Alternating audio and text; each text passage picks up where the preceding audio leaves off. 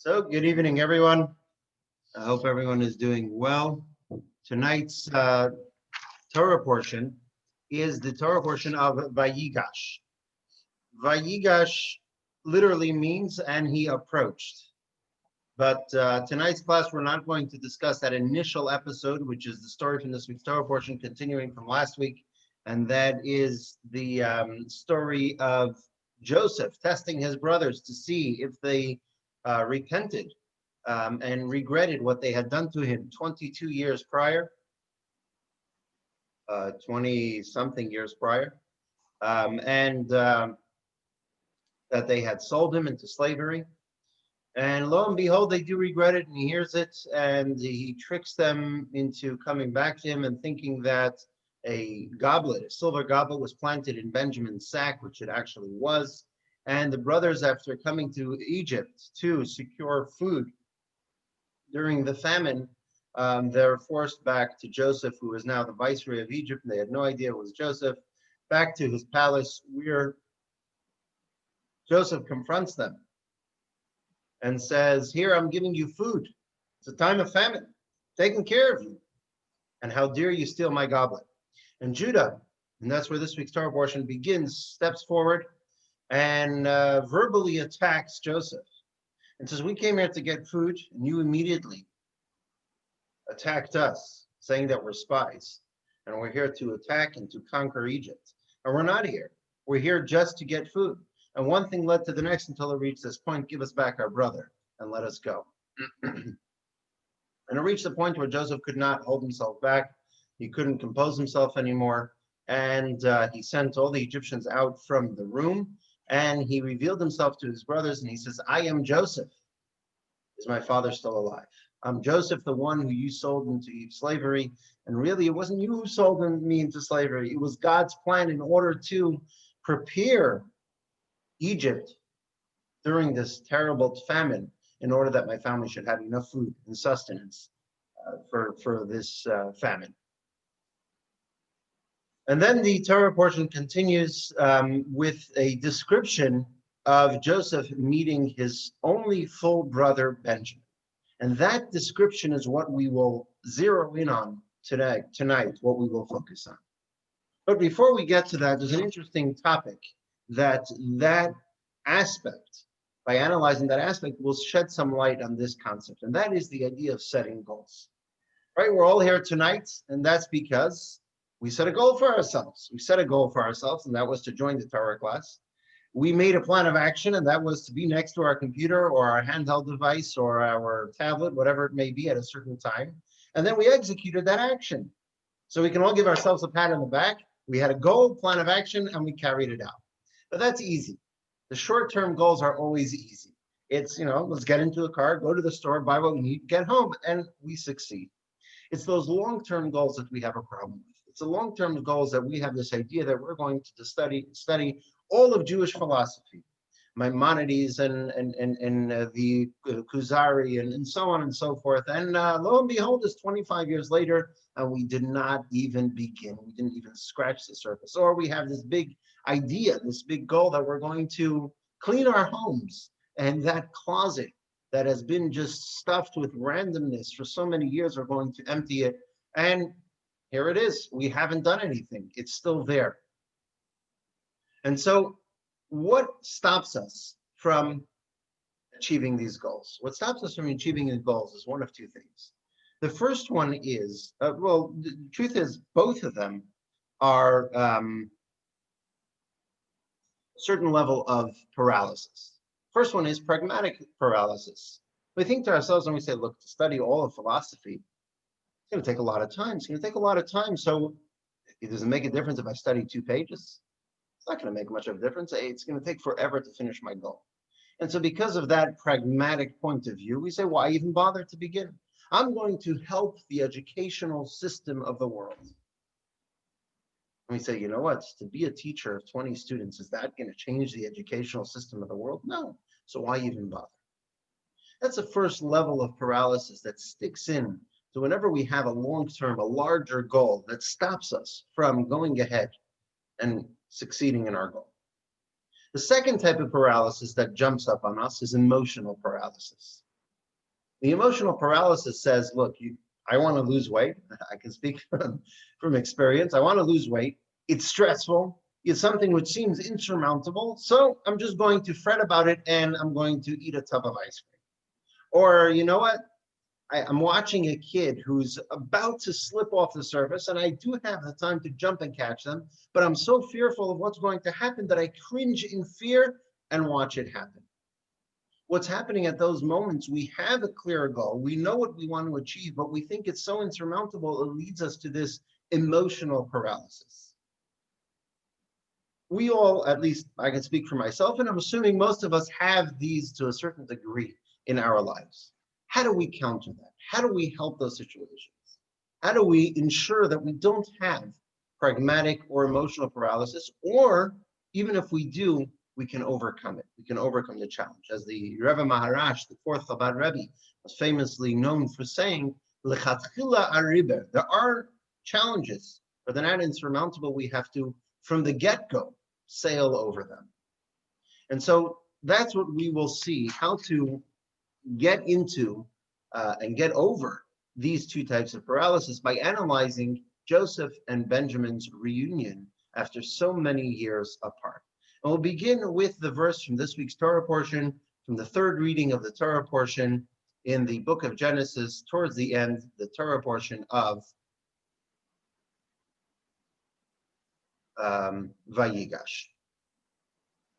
There we go. Okay. This guy seems to be having a tough time of getting to his place with an umbrella. I guess in California it's not so common, but in New York I can definitely relate to this. Usually the umbrella ends up inside out, and we then proceed to our destination soaking wet. So this week's Torah portion reads as follows. Joseph reveals himself to his brother, and then Joseph sees Benjamin. Joseph fell on his brother Benjamin's neck and wept, and Benjamin wept on his neck, on Joseph's neck. Pretty simple, straightforward. Doesn't seem to need any explanation. These are two full brothers meeting for the first time in over 20 years. Full brothers, when I say full brothers, I mean the same father and the same mother, as opposed to the rest of the tribes. They were from the same father, Jacob, but not from the same mother. And it's pretty straightforward on why they would be crying. But no, nothing simple in the Torah. Everything is precise, concise, with a message. And so the Talmud, and Rashi quotes it in this week's Torah portion, the Talmud explains what the meaning of this crying was about. Tractate Megillah. Joseph cried over the two temples that were destined to be in Benjamin's tribal territory and were destined to be destroyed. The same verse continues, and Benjamin wept on his neck. Benjamin cried over the tabernacle of Shiloh that was destined to be in the tribal territory of Joseph and was destined to be destroyed. What are we talking about over here? What we're talking about is as follows. After the Jewish people entered the land of Israel, and that was following the 40 years of wandering in the desert, Moses passing, Aaron's passing, their sister Miriam's passing, Joshua assumes leadership over the Jewish people, and they enter the land of Israel. 7 years they work to conquer the land, and then 7 years they spend dividing the land of Israel between the 13 tribes. Now, we all know there are only 12 tribes. And as a matter of fact, it was only divided between 12 of the 13 tribes. The reason why I say 13 tribes is because Joseph, he was split into two tribes. Later on in next week's Torah portion, Jacob considers Joseph's two children, Ephraim and Manasseh, as independent tribes, which turns the 12 into 13. Joseph isn't counted, Ephraim and Manasseh are.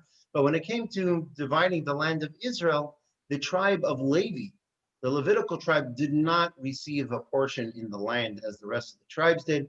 And that was because their portion was to serve in the temple. And more on that in the Levitical laws in the book of Leviticus. Either way, in the land of Israel, the portion of Joseph was the city of Shiloh, North Israel, if I'm not mistaken, or north of Jerusalem, is the city of Shiloh. The tabernacle, if you may recall from last year, It was built in the desert by Moses, and it traveled with the Jewish people. Once they arrived in Israel, the tabernacle was situated in a number of cities in Israel before the temple was built. And so the tabernacle, the Mishkan, which was like a mobile center, was actually the spiritual epicenter of the Jewish people for 369 years in the city of Shiloh. And then in the city of Shiloh, after 369 years, the Philistines came and destroyed the tabernacle. And so Benjamin was crying over the tabernacle of Shiloh because Shiloh was a city that was in the tribal territory of Joseph, specifically Ephraim. And that's why Joseph was crying here. In other words, they weren't crying over their reunion over 20 years, or not only over their reunion finally after over 20 years.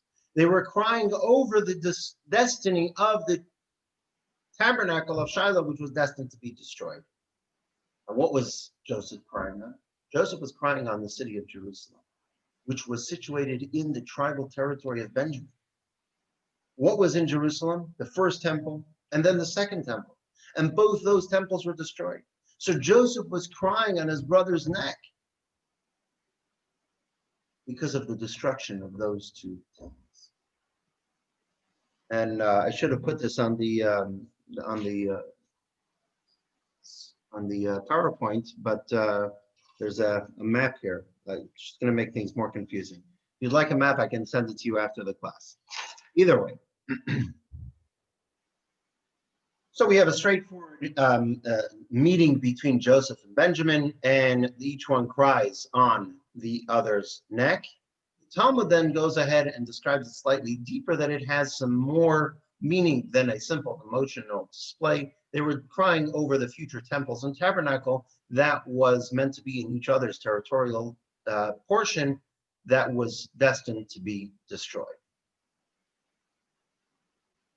But digging deeper into the story of Joseph and Benjamin and crying, and this analysis or description by the Talmud leaves us with more questions. And the first obvious question is, it's very common to hear that two people fell on each other's shoulders and cried. What's this with the neck? Crying on the neck of Benjamin, crying on the neck of Joseph. How do you cry on someone's neck? Why is the Torah specifically pointing out that they cried on each other's necks? And the second question, which we're going to get to later on in tonight's presentation. Now, this association with the neck and the temples in Jerusalem, because if you recall, that was the Talmudic meaning of this crying, was that they were crying about the destruction of the temples, saying that the crying on the neck is associated with the destruction of the temples. We don't have to look too far. The Midrash actually explains where the neck comes into play. The Midrash says as follows. What is the meaning of the verse, your neck is as the tower of David? That is a verse from the Song of Songs. It says, your neck is as the tower of David. The Midrash explains a temple is situated at the world's peak, just as the human neck is at the high point of a person's body. What does it mean that the temple is situated at the world's peak? Spiritually speaking, Jerusalem and Israel are the peak of the world, the highest point in the world, which is why, in modern parlance, we always say, someone made aliyah. What does aliyah mean? Ascent. Why ascent? If you're going to Mount Everest, it's ascent.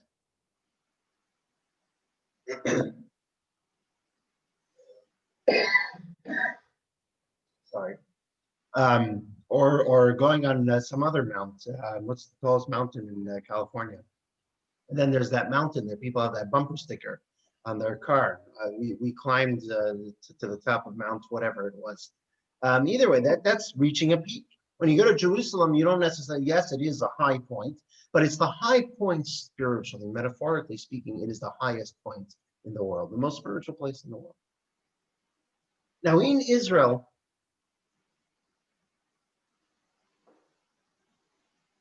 the highest point is in Jerusalem, is on Temple Mount.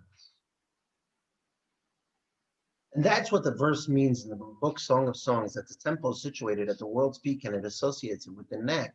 Because just as the human neck is at the high point of a person's body, so too the temple is situated at the world's peak, named in other words, the metaphorical peak of Jerusalem. But hold on, the neck isn't the highest point, the head is the highest point.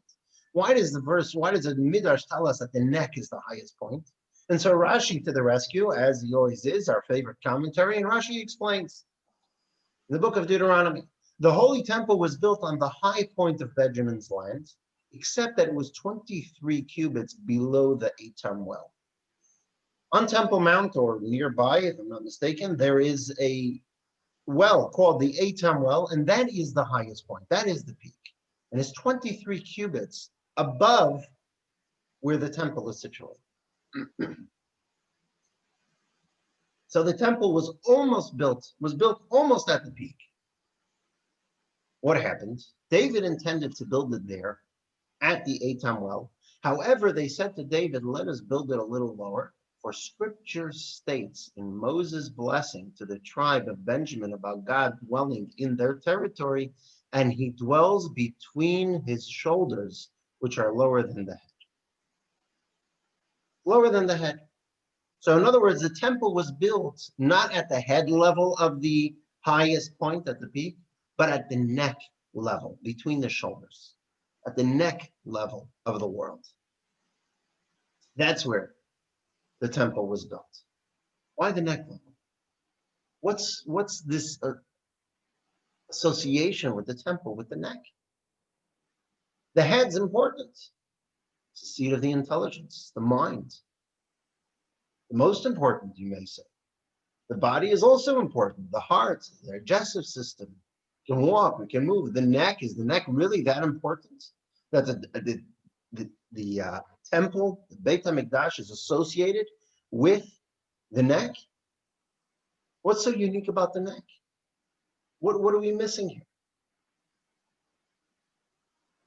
That there's the symbolism of the temple with the neck. And that is as follows.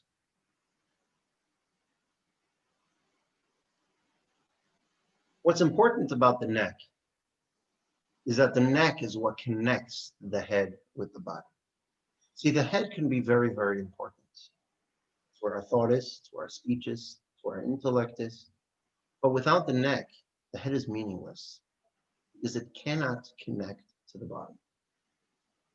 You can have a very powerful head, a wonderful head, but if it's missing the neck, it's useless because it can't perform anything. It's all stuck in the head.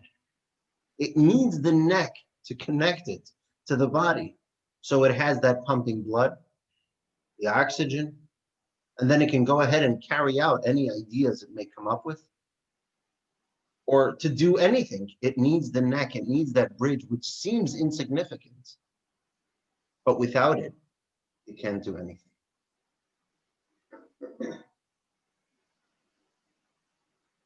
Somewhat of a metaphor, you can say, here in the United States, we have the famous flyover country, right? To us on the big West Coast or the East Coast, we know that the coasts are important. But how about Middle America?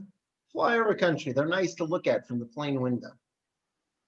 But the truth is, flyover country is where a lot of what we live and what we do comes from. That very plane that we're flying on, many of the components of the plane were actually made in what we call the flyover country, the unimportant part, so to speak, of that country. That's kind of what the flyover idiom means. And so really, it's not just a flyover country, it's an integral part to our country. And some may say more integral than the coast, because yes, the coasts have a lot of people and have and therefore a lot of action, but without the flyover country, the flyover states, you won't have any of it. And so the neck seems to be insignificant, but the neck is that crucial connection point, that crucial bridge between the head and the body. And that's the same idea when it comes to the temple. The temple, what's the temple? The temple is the human connection with godliness. Because us as humans, we're mortal beings. We're mundane, we're materialistic, we're physical. Godliness is spiritual, is beyond, it's lofty, it's holy. It's disconnected from us. It's like the head. We're like the body. What's the neck that connects godliness with us? The temple. And therefore, the temple was situated in a place in Jerusalem that's associated with the neck, because it's that connection point between God and the Jewish people. It's specifically through the temple that we take godliness, and not only the Jewish people, but the world in its entirety is affected through the godliness that's revealed in the temple. You see, in the temple, there was something unique about its architecture. And that was that normally when windows are built, what's the purpose of windows? To allow sunshine and allow fresh air into the home. And so in the days of old, the windows would be smaller, narrower on the outside and broader on the inside. Even nowadays, it's somewhat that way. In the temple, it wasn't like that. In the temple, the windows were narrower on the inside and broader on the outside. Because the purpose of the windows of the temple weren't to bring the sunlight into the temple. It was rather to take the spirituality, the menorah light, the godliness which was in the temple, and spread it to the world. Once again, the temple was that bridge between godliness and the mundane world. The temple was that neck, that bridge between the complex system of the brain and the heart. The spiritual head, godliness, the spiritual heart, the world around us. As the verse tells us, when it comes to building the temple, and King Solomon made for the house windows broad without and narrow within, the exact opposite of conventional windows. And actually, Maimonides points out that on the menorah in the temple, it had 7 branches, and there were cups that adorned the branches of the menorah. Those cups were not upright, rather they were upside down. The purpose of having upside down cups was exactly that same purpose, symbolizing the idea of the flowing light to the rest of the world. Not upright cups to receive light, but upside down cup to have flowing light for the rest of the world. So now we can understand why the temple was not situated on the highest peak by the Eitam well, rather it was 23 cubits lower. Precisely for that reason, because it's just like the neck. In the words of the Rebbe, the holy temple's function is to fill the entire world with godly light, including the most mundane and unholy places. For this reason, the temple was at a high point of the world, but still not too high and detached from it. For it to illuminate the world, the temple had to be lowered to the place it was meant to impact. Just as the neck, the bridge between the head and body, needs to be near the torso, connected with the elevated brain, making them one.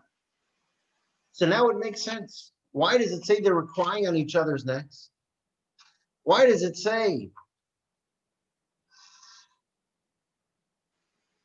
that Joseph and Benjamin cried on each other's necks? Because the neck is associated with the temple. They were crying about the destruction of the temple. They were crying about that disconnect that their descendants many years later were going to have, missing that connection between their body and godliness, between themselves, between the mundane world and godliness, which caused for the destruction of the temple, because they missed the entire point of the temple.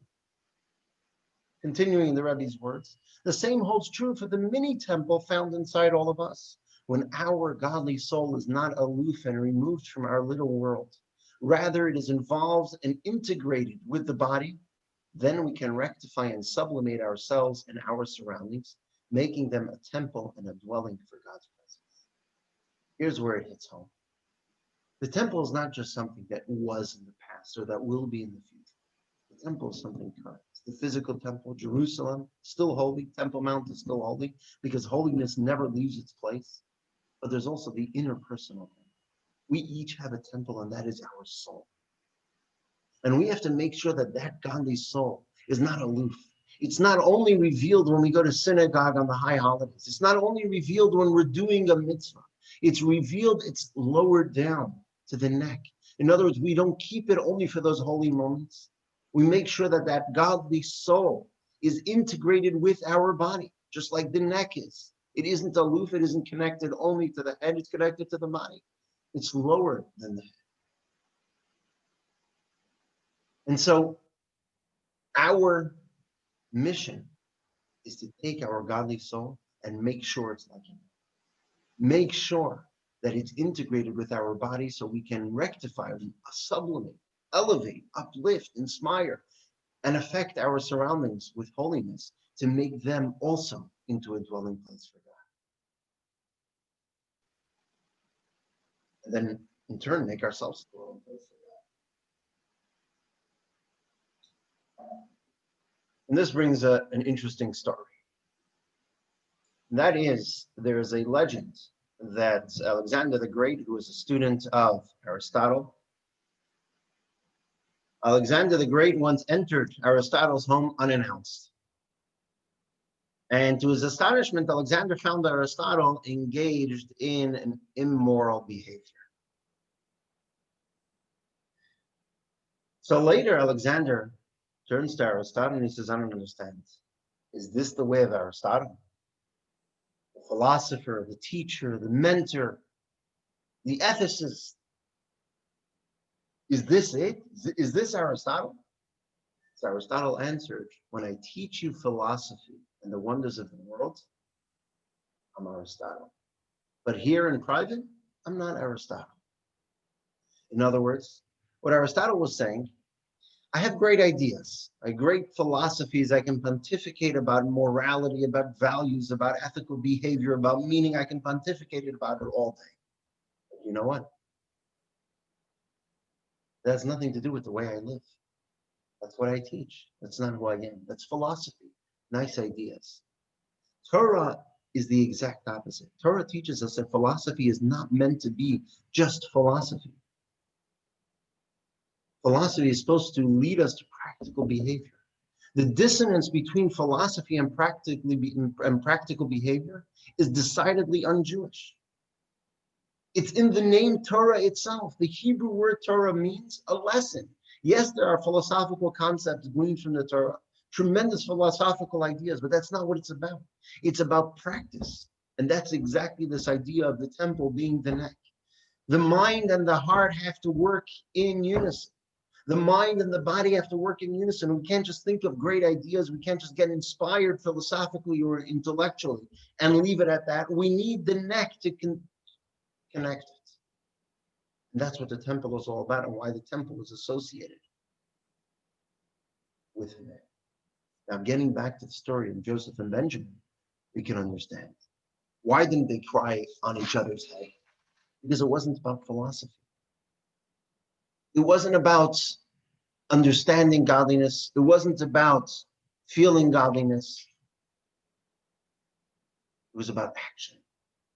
It was about that connection point, taking the mind and bringing it into action, connecting it with the heart. Joseph and Benjamin were crying about what? Were crying about what mattered. They were crying about the temples. They were crying about their meeting. But in addition to that, they were crying about the eventual destruction of the necks of the worlds, of the destruction of the temple, of the destruction of that connection point between philosophy and practical behavior. That's what they were crying. Symbolized by the destruction of the temple, because the temple was that connection. That's what Joseph and Benjamin were crying. Analyzing this brings us back to our introduction. That was, how do we overcome pragmatic paralysis?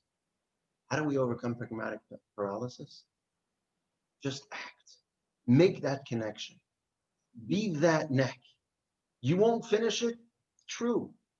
You may never finish it, but that's not what it's about. It's not about the philosophical ideas. It's not about the great understanding. It's about action.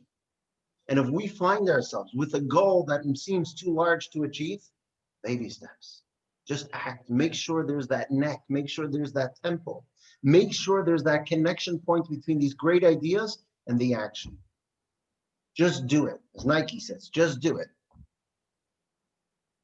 However little the step, just get up and do it. Don't think so much about it.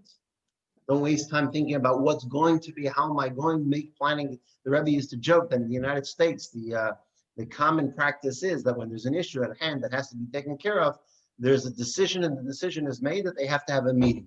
And so all the great thinking heads get together and they have a meeting, and the decision at this meeting is that in 10 days' time, they're going to have another meeting. And the Rebbe would always say, enough with the meetings. By the time that other meeting can happen, you can overturn the entire world already. Get on with the action. That's how we overcome pragmatic paralysis. Just do. You won't finish it, that's all right. As the ethics of our fathers, as it says in the ethics of our fathers, Pirkei Avot, text 7, Rabbi Tarfon used to say, it is not your duty to finish the work, but neither are you at liberty to end it. If you have studied much Torah, you shall receive much reward. Faithful is your employer, and that's a reference to God, to pay you the compensation of your labor. And know that the grant of reward unto the righteous is in the world to come. But let's analyze that first part, what Rabbi Tarfon says. It's not your duty to finish the work, but neither are you at liberty to neglect. Yes, you may never finish it. That closet that you want to clean, you may never finish that entire closet, but do it. Because you know what? You're going to finish those first 2 hooks. You're going to finish that first foot into the closet. And it's better that than nothing. And that's what Joseph and Benjamin knew. And that's why they cried. Because they saw that that was what was missing. That connection between philosophy, the intellect, the heart, the soul, godliness, and the world around us. We need that connection.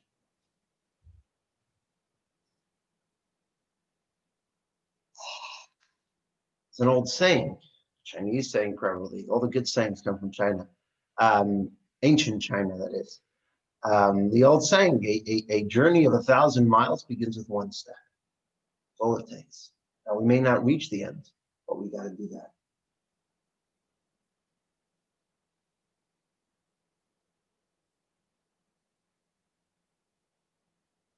Then this leads us to the second message to be taken, the second analysis of the story of Joseph and Jacob, Joseph and Benjamin. And that is as follows. When Joseph cried, what was he crying for? On Benjamin's neck. Why on Benjamin's neck? For the destruction of the temples which will take place in Benjamin's territory. Why didn't he cry over the destruction of the tabernacle that will be in his own territory? If he foresaw what was going on, he foresaw what was going to happen in his own territory. Why is he crying over the temples in Benjamin's territory? Let him cry over the tabernacle in his own territory. And the same question for Benjamin. Why is he crying over the tabernacle in Joseph's territory? Let him cry over the temples that will be destroyed in his own territory. And it's the same concept as explained earlier. It's crying over the loss of action. It's crying over the inaction of the Jewish people at the time, namely spiritual inaction, godly inaction, the commandments and the study of Torah. So if they're crying over inaction, let them cry over their own inaction. Why cry over the others' inaction? That's just it.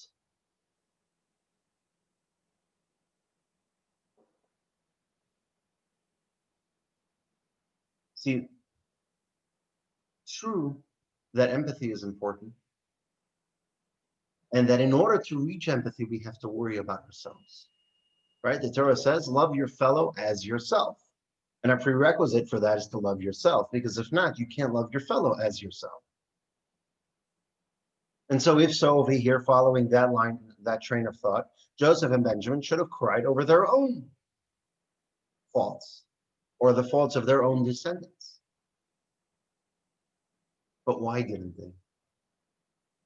They didn't, and this will explain to us on how to achieve the impediment of emotional paralysis when trying to achieve a goal. See, crying is a very interesting concept. Right? There's the old saying, real people never cry. Real men don't cry. right? We're not going to get into if it's true or not, and if it's what it means, and if it's right, and if it's appropriate, etc. But that's the old saying. Crying is seen as a sign of weakness. When a parent tries to comfort a child or a student or a faculty member in school, a student, say, don't cry, it'll be okay. Why don't cry? Cry your heart out. No, don't cry, it'll be okay. Because crying is seen as a sign of weakness, according to some. According to Torah, it isn't necessarily a sign of weakness. King David, in this book of Psalms, says as follows: my tears were bread for me day and night, when they said to me all day long, where is your God? And Rashi, once again, our favorite commentary, explains as follows: what's King David saying? My tears were bread for me. From here, we derive that distress satiates a person and he does not seek to eat. Similarly, scripture states regarding Hannah, that is Samuel the prophet's mother, and she wept and did not eat. In other words, when King David says, my tears were bread for me day and night, he's saying, I was crying. And because I was crying, I was so satiated, I didn't have to eat. Hannah says the same thing when she's praying for a son. She wept and did not eat. She didn't have to eat. King David had a tough life. He had a lot of reasons to cry. And cry he did. We find crying throughout the book of Psalms many times. Cry he did. And when he cried, he was satiated. He didn't have to eat when he cried. He felt full. It eased his pain, right? When you have a good cry, you feel better. Crying is helpful. King David cried. Why does crying help? To explain why crying slightly lessens one's pain and hunger. When you are in tears, you may come to realize that God hears your cry and will surely bring you salvation because, as the Talmud teaches, even as the gates of prayer are locked, the gates of tears remain open. For this reason, tears can be satiated. When a person is confident that his desire will be fulfilled, it is like bread that fills him with content, and he is no longer hungry, even physical food. Alternatively, when a person is in distress, the lack of hunger is because they are simply sapped of the strength to desire anything.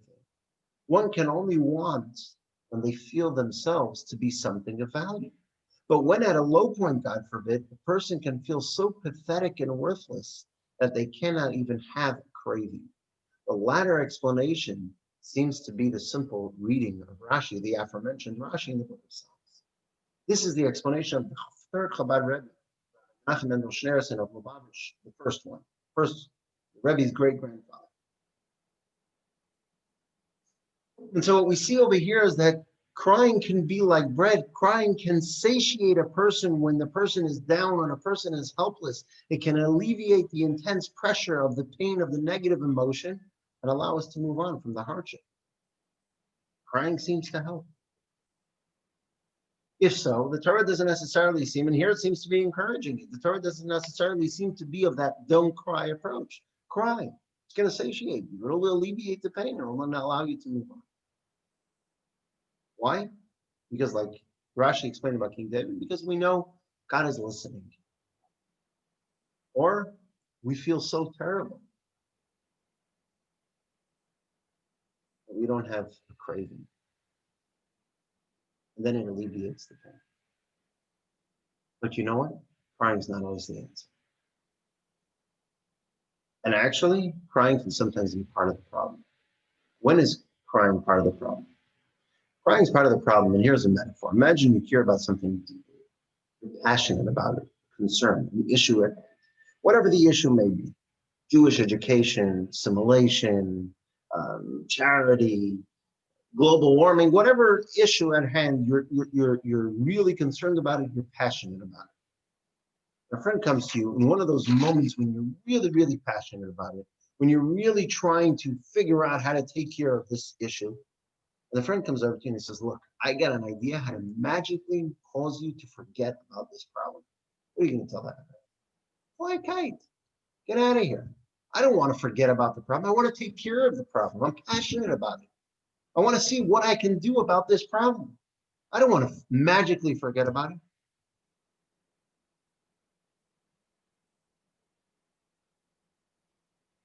This is exactly what crying does to us. It lifts the pain. It makes us feel better about ourselves. It satiates us. Now we don't feel as passionate about whatever issue it was we were crying about. We don't feel as good about it, as not good, as terrible about it. We don't feel as motivated about it because we cried. We had a good cry about it. Now we're ready to move on. Crying makes us feel like we did something, when in essence we did nothing. When there's something that you can actually change, when you can change something, crying is like taking a numbing drug of complacency. Feel a little better, but we're going to lose the opportunity to make it better. We're going to move on.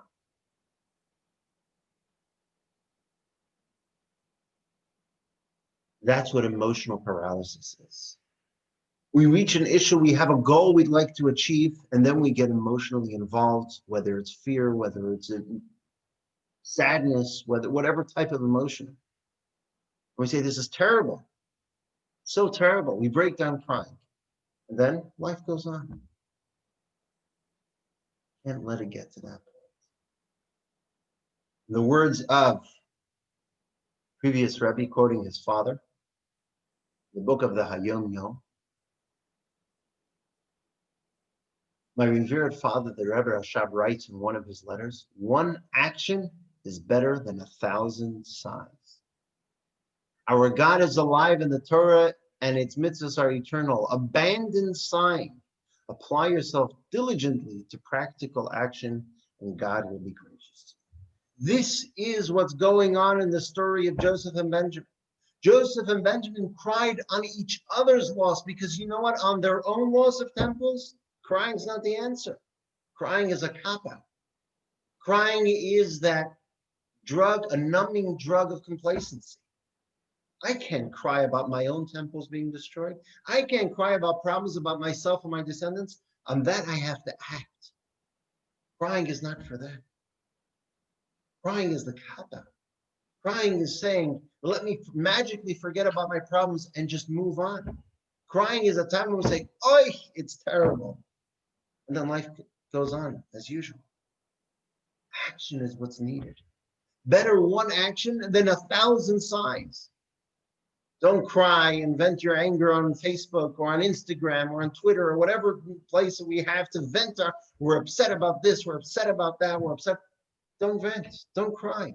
Act, do something about it.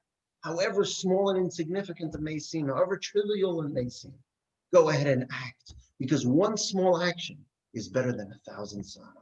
And Joseph and Benjamin knew that. Joseph and Benjamin cried on each other's shoulders, knowing, on each other's necks, knowing that when it comes to crying for the destruction of the temple, I can't cry about my own. I have to do about my own. About someone else's, I can cry. Why someone else's they can cry? Maybe they should do something about it because they knew each other. They knew each other, that each other will do as best as they can, whatever's in their hands to do, to take care of the situation. Joseph knew that Benjamin will do whatever's in his hand to correct his situation, to help his situation. He didn't need any more advice from him. He didn't need anything. What Benjamin needed from Joseph was a good cry, a good feeling of support, of empathy, of being there for him. That's what Benjamin needed from Joseph. And that's what Joseph needed for Benjamin. At that moment, there was no effective way to help one another. And therefore, and only then and only then, is when they resorted to last option, which was empathy, which was crying for each other. But if they could have done something to help each other, they would have done. But this is the last resort. And this is precisely the point. When you have already done whatever you can to help your friend, yet you see that his temple is still in ruins. What's his temple? Here we're talking about spiritually speaking. Someone else, we see their temple, we see their spirituality is in ruins, and we've done whatever we can to help them. we've spoken to them about it, or whatever type of situation they're going through, we see that it's still in ruins, that should profoundly affect you to the point of crying.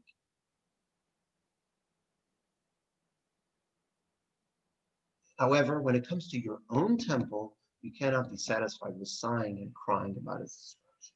Instead, you must do everything in your power to rebuild your spiritual edifice through personal growth and freeing your soul to express itself. Indeed, tears that stem from a deep desire to return to God can themselves be redeeming and instrumental to the reconstruction of your psyche. But at times, the tears are precisely what hold us back and weaken us. We become distracted from rebuilding our temple because we fool ourselves into seeing our tears as actual progress, when in reality, no progress was made. So yes, Joseph was crying. And you know what? Joseph was the master of crying. Joseph, from all biblical characters, we find crying by Joseph. We find that Joseph cried more than anyone else. We find Joseph crying at least 7 times. We find him crying throughout his life.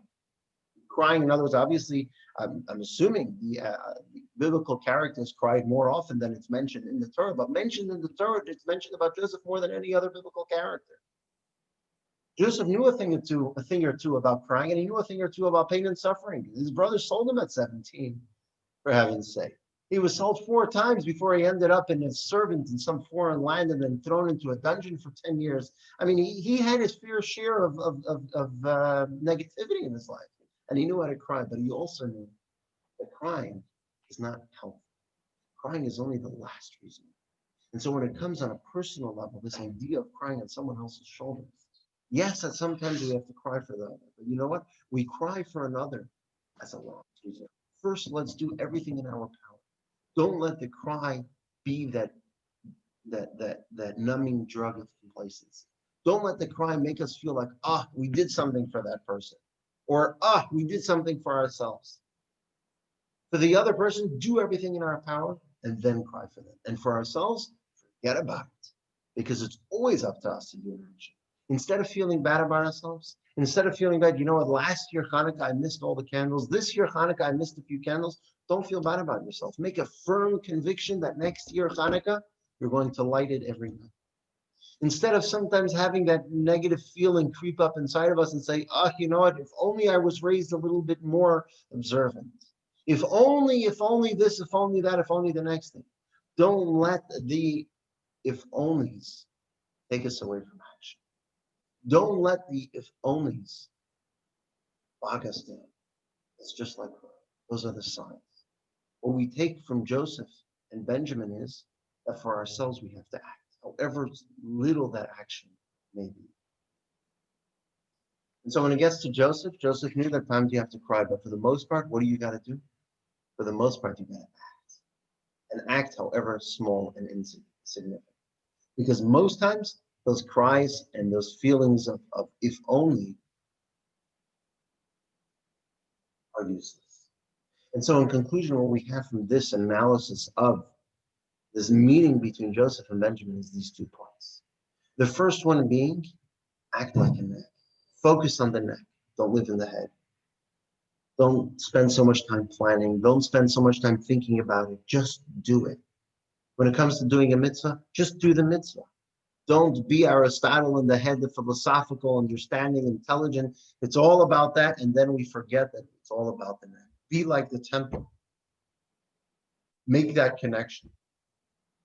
Take this Torah class that we studied with and put it into action. Do a mitzvah, however small and insignificant that step may be. And then we can apply it to other areas of our life as well. So we move, as the second step teaches us, the second aspect of crying on each other's shoulders. For ourselves, don't cry, act. And that's how we can combat these 2 points of paralysis when it comes to achieving a goal, especially a spiritual goal. Putting on tefillin, lighting Shabbos candles, kosher. How can I keep kosher? I need the rabbi to come and kosher my whole home. I need to get new dishes. It seems so overwhelming. Start with something small. Don't let pragmatic paralysis get in the way. Start with something small. I'm only going to eat kosher chicken. It's easy. It's small. Trader Joe's sells it. Whole Foods, if I'm not mistaken, sells it. You can even get the kosher butcher to deliver. It's easy to get kosher meat nowadays. I'm going to start with eating only kosher meat, or start with drinking only kosher wine. It's a small step. It seems insignificant. What does it help for me to drink only kosher wine if at the same meal I'm eating something which is not kosher? You'll get there, or you won't. You'll do your best to head in that direction. But even something so small and insignificant is better than doing nothing. Is better than thinking, if only. You know what? The other person was raised different than me. He's good. For me, I'm good. If only. If only it was different. Don't let it get in the way. Don't cry about ourselves. Cry about the other. Act about ourselves.